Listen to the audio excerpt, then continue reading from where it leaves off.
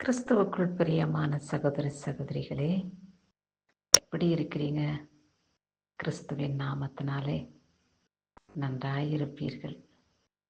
அவரை நம்பியிருக்கிற பிள்ளைகளை ஒரு பொழுதும் அவர் கைவிட மாட்டார். ஒருவேளை நீங்கள் எண்ணிக்கொள்ளலாம் மனசுல, எங்க நல்லா இருக்கிறோம், கர்த்தரை தான் நம்பி இருக்கிறோம், எவ்வளவோ வேண்டுகோள் செய்கிறோம், விண்ணப்பங்களை கர்த்தர் நிறைவேற்றவில்லை, எல்லா விதமான காரியங்களும் தோல்வியாய் போகிறது, கையின் பிரயாசங்கள் எல்லாம் வீணாகவே போகிறது என்றெல்லாம் துக்கிக்கிறீர்களா? கவலை வேண்டாம். கர்த்தர் உங்களை கண்காணிக்கின்ற தேவனாய் இருக்கிறார். எப்பொழுதும் அவர் நம்முடைய நினைவாகவே இருக்கிறார் என்பதை உணர்ந்து கொள்ளுங்கள். நீங்கள் சோர்ந்து போனீர்களானால் சரீரம் பலவீனமடையும், பலவிதமான தீங்கு சரீரத்துக்கு நேரிடும். அப்படி நாம் சாத்தானுக்கு அடிமையாகாதபடி, சாத்தான் நம் சரீரத்தை சொந்தம் கொள்ளாதபடி, என் தேவனே என் கண்ணீரை கண்டீர், எனக்கு பதில் கொடுப்பீர். தாமதமாயிருந்தாலும் அந்த தாமதத்துக்கு காரணம் உண்டு. நீர் தாமதிக்கிற ஒவ்வொரு நிமிஷமும் எனக்கு ஆசீர்வாதமாக அமையும் என்று நான் விசுவாசிக்கிறேன் என்று மன நம்பிக்கையோடு காத்திருங்கள். கர்த்தர் நிச்சயமாய் உங்களுடைய கண்ணீருக்கு, துக்கத்துக்கு, வேதனைக்கு பலன் கொடுப்பார். சரி, இந்த நாளிலே கர்த்தர் நமக்காக கொடுக்கப்பட்டிருக்கும் வசனம், வார்த்தை என்ன என்று பார்ப்போமா?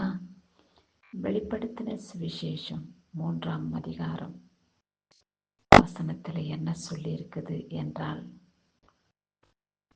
உனக்கான கதவுகள் அடைக்கும் போது தெரிந்து கொள், தேவன் உனக்கென்று வாசல்களை திறந்திருக்கிறார் என்று வசனத்தை பார்க்கும் பொழுது எவ்வளவு ஆச்சரியமான ஒரு வார்த்தையாக காணப்படுகிறது.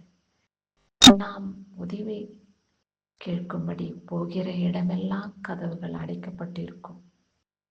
எங்கோ சோர்ந்து போய்விடுவோம். நான் நம்பி போன இடங்களெல்லாம் வெறுமையாக திரும்பி வருகிறேனே, இதையெல்லாம் நீங்க பார்க்குறீங்களப்பா, இதையெல்லாம் நீங்க கவனிக்கிறீங்களா ஆண்டவரே என்று நம் இருதயம் துக்கிக்கும், வேதனைப்படும். ஆனால் கதவுகள் அடைக்கப்பட்டாலும் தேவன் உனக்கென்று வாசல்களை திறந்திருக்கிறார்.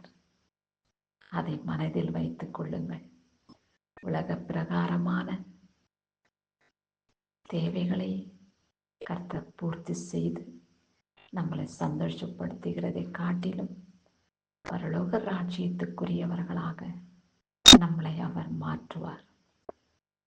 பரலோக ராஜ்யம் நமக்காக திறக்கப்பட்டிருக்கும் என்பதை உணர்ந்து கொள்ளுங்கள்.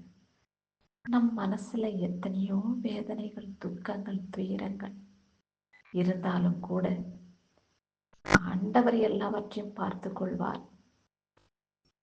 நான் ஒருவரையும் நம்பி ஒருவரையும் சார்ந்து வாழ வேண்டிய அவசியம் இல்லை. என்னை உண்டாக்கின தேவன் எனக்கு எஜமானாய் இருக்கிறார். ஆகையாலே எல்லாவற்றையும் அவர் கண்காணித்து விசாரித்து ஆசீர்வதிக்கவே ஆசீர்வதிப்பார் என்ற மன நம்பிக்கையின் விசுவாசத்தோடு நாட்களை கடந்து வருவோம்.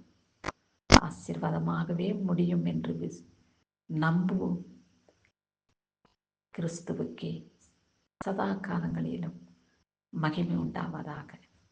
ஆமென்.